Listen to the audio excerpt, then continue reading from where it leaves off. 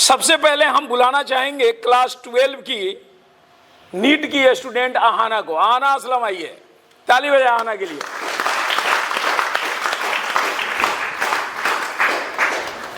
बैठिए, लगा लीजिए उसको इधर और आ जाए माइक के पास। और आइए, हाँ लगाओ, इसको लगाइए, इसको अपने हिसाब से एडजस्ट करना, भी लगा लो ना, दुपट्टा में भी लग जाएगा। दो इधर बताएं कैसे लगता है। लगाओ, आगे चलो, आगे बैठेगा।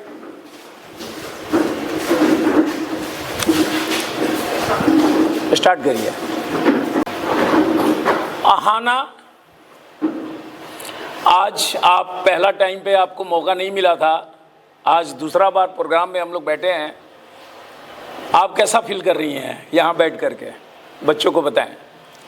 मैं बहुत अच्छा फील कर रही हूँ क्योंकि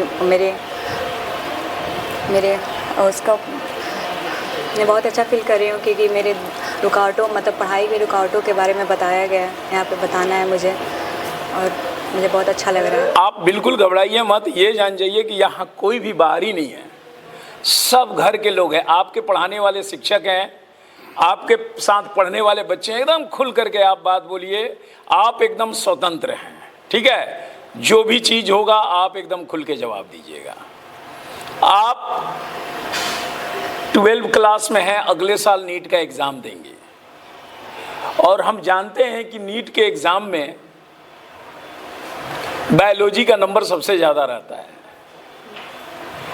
आपका सिलेबस किस हिसाब से चल रहा है? लगता है कि सितंबर तक पूरा होगा? हाँ, तीनों में तो सब बैलेंस ही है, सब तीनों मतलब केमिस्ट्री, फिजिक्स, बायोलॉजी तीनों बैलेंस है। हाँ, आपको लगता है कि टाइम पे, यानी हम लोग को सितंबर में ख़त्म करना है? हाँ, तो सितंबर में ख़त्म हो जाएगा। कितने लेसन अभी बायो में हैं? बायो में पढ़ने अभी 7-8 लेसन बाकी है। 7-8 लेसन बाकी, तो मतलब छोटे हैं तो हो जाएंगे कवर। अच्छा। सर हमारे कवर कराते हैं, वे ऑनलाइन क्लासेस भी लेते हैं, जिस वजह से और अच्छे से कवर होता है। किसी तरह का प्रॉब्लम बायोलॉजी सब्जेक्ट में अगर हो तो आप बताइए।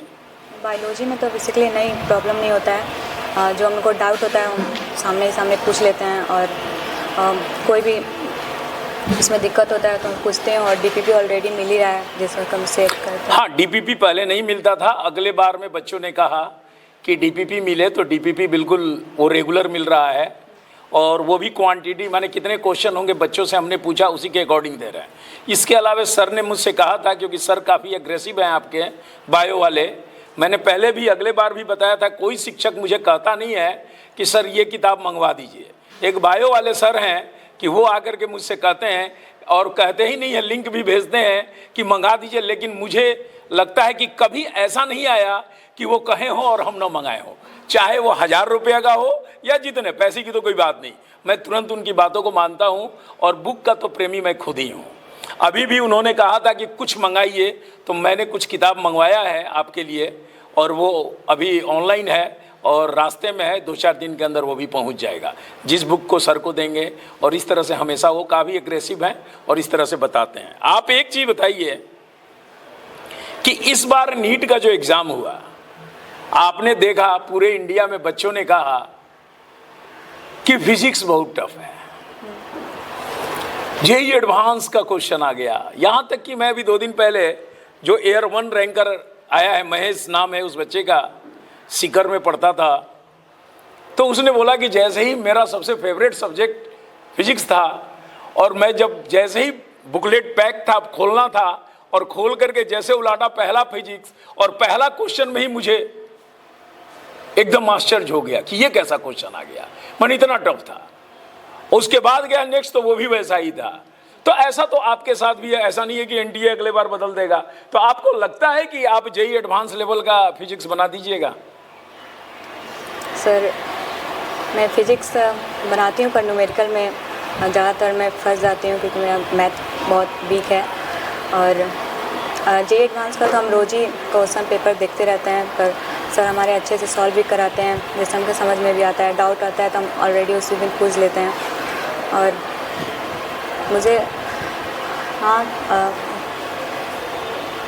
लगता तो नहीं है कि जेई एडवांस करने में हम सॉल्व कर पाए। आपके क्लास में जो पढ़ाई होता है, आपको तो क्लास में नीट की स्टूडेंट है पर फिजिक्स केमिस्ट्री दोनों तो जेई एडवांस का ही पढ़ाया जाता है। हमको लगता है वीकली आपका जो एग्ज़ाम होता है उसमें भी क्वेश्चन का पैटर्न जेई एडवांस का ही होता है। तो अब क्या चाहिए, आप पहले ही से जेई एडवांस के लिए प्रिपेयर हैं या उस तरह का क्वेश्चन देख रही हैं, तब तो आपको लगना चाहिए कि एग्ज़ाम में अच्छा नंबर हमारे आएंगे, क्योंकि नीट तो देना ही देना है और क्वेश्चन ऐसे ही आएंगे।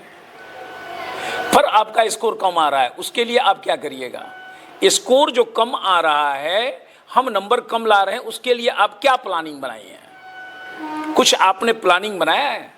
हाँ, कि मैं रिवीजन करूँ, मतलब लैक ऑफ रिवीजन की वजह से मैं बहुत सारे चैप्टर को रिवाइज नहीं कर पा रही हूँ, जिस वजह से मुझे प्रॉब्लम आ रहा है। न्यूमेरिकल सॉल्व करने में भी आता है और मतलब न्यूमेरिकली प्रॉब्लम ज़्यादा आता है, कैलकुलेशन। तो जो आपको सॉल्व करने में दिक्कत आता है, क्लास में आके सर से पूछती हैं, जो फिजिक्स वाले हैं वो बताते हैं तुरंत आपको? हाँ, तुरंत बताते हैं, मतलब डाउट तुरंत क्लियर करते हैं आपको? हाँ, जैसे मैं पूछती हूँ। यानी आपका कहने का मतलब आपका कोई बैकलॉग नहीं है कि टीचर ने बोला चलो कल बताएंगे या आज नहीं हुआ, ऐसा होता है क्या किसी सब्जेक्ट में? नहीं, ऐसा तो अभी नहीं हुआ है। मैनेजमेंट से कोई प्रॉब्लम है तो बताइए।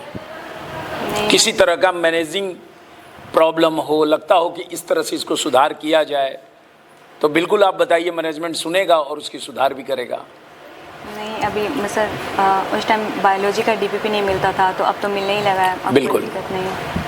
मुझे लगता है कि बायोलॉजी का डीपीपी नहीं मिलता था, अगर ये प्रोग्राम नहीं होता तो आज भी नहीं मिलता। तो इस प्रोग्राम का पहला चीज़ कि आपके डाउट क्लियर हुए हैं, आपके जो चाहिए वो मिला, इसीलिए ये प्रोग्राम ज़रूरी है, क्योंकि आप बताएंगे अपनी प्रॉब्लम को और उस प्रॉब्लम को सॉल्व मुझे करना ही करना है किसी भी कीमत पे, क्योंकि मैं जब पूरी तरह से सॉल्व कर दूंगा फिर मैं आपसे क्वेश्चन करूंगा। चलिए ठीक है, आना के लिए ताली बजाएं। आने के इतने ही क्वेश्चन थे। थैंक यू आना।